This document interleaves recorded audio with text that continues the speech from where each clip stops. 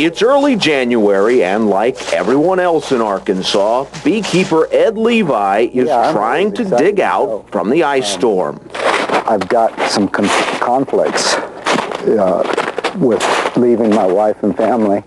He's also got a full-time job at the State Plant Board and his own beekeeping operation to worry about. Yet Ed has decided to put personal concerns aside and trade his mountain view for this mountain view.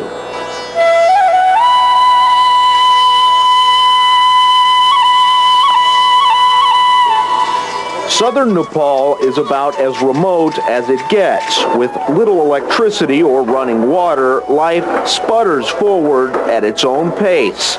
Village rapid transit is anything but, and this will likely be the only traffic tie-up all day long.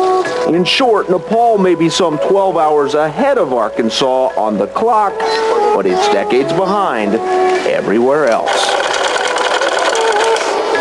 And that's why Winrock International sought out Ed Levi and convinced him to come here again to continue training about 36 beekeepers. Not so long ago, hives like these didn't exist.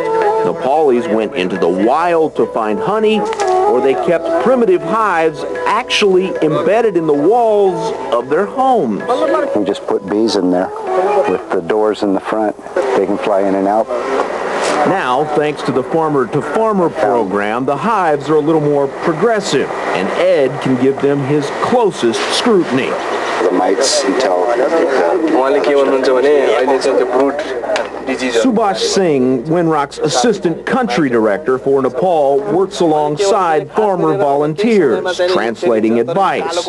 He, like the keepers here, had to be initially convinced that Americans like Ed could really help. They give you real good things which is not found in the book anywhere. This is a perfect example of what Ed has done here. On his advice, the beekeepers here started a cooperative. They pooled their money, bought this small plot of land and 300 hives. Already the cooperative is turning a profit. So as you can imagine now, when Ed returns, he creates a swarm all his own. And now there's further proof that these keepers have become as busy as their bees. Their honey, for the first time ever, is now available for sale in markets like this one in Kathmandu. It's truly a remarkable turnaround. Yet Ed will quickly tell you, despite all the honey and some brand new money, he's the one getting the better end of the deal. It's like coming home to family when they come here now. I mean, it's so easy for these people to smile and to be friendly, and it's just wonderful.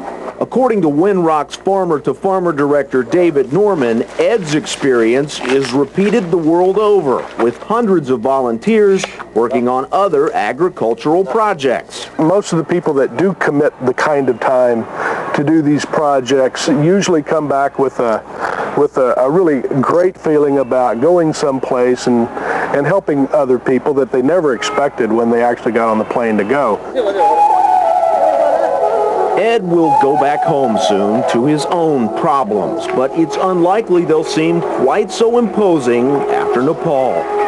I go back to the States and just sometimes I wonder, you know, how can anybody be unhappy? We have so much there and they're happy with so little. Happier now, though, with just a little bit more.